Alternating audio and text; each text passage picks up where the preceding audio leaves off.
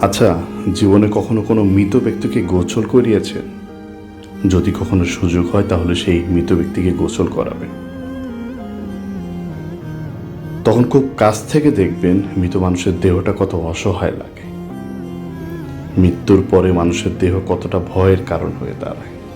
সুযোগ পেলে রাতে লাশটা পাহারা দেবেন। তখন বুঝতে পারবেন প্রিয় মানুষের লাশ রাতের বেলায় আপনার কাছে কতটা অদ্ভুত লাগে, কতটা ভয়ের কারণ হয়ে ওঠে, কতটা আতঙ্কের কারণ হয়ে যায়। সুযোগ পেলে মৃত ব্যক্তির শরীরে একটু হাত লাগিয়ে কিছুক্ষণ তার স্পর্শ নেব। আপনি তখন উপলব্ধির সুযোগ পাবেন এই পৃথিবীতে বিশাল প্রভাব প্রতিপত্তি মৃত্যুর পরে কতটা নির্যাতনের রূপ নেয়। সুযোগ পেলে আপনজনদের লাশ কবরে নামাবেন খুব আগ্রহ নিয়ে।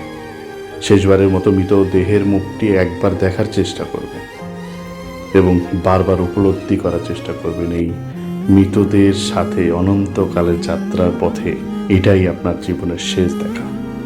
সুযোগ পেলে মাঝে মধ্যে কবরস্থানে গিয়ে নীরবে কিছুক্ষণ দাঁড়াবেন। এরপর মনে মনে চিন্তা করবেন জীবনের লাভ ক্ষতির হিসাব। এই মৃত মানুষগুলো এই পৃথিবীতে কি করে গেছেন, কাদের রেখে গেছেন? যাদের রেখে গেছেন তারা কি কখনো এই মৃত মানুষগুলোকে স্মরণ করার জন্য কবরস্থানের আশেপাশে একটিবারের জন্য কি দেখতে আসে?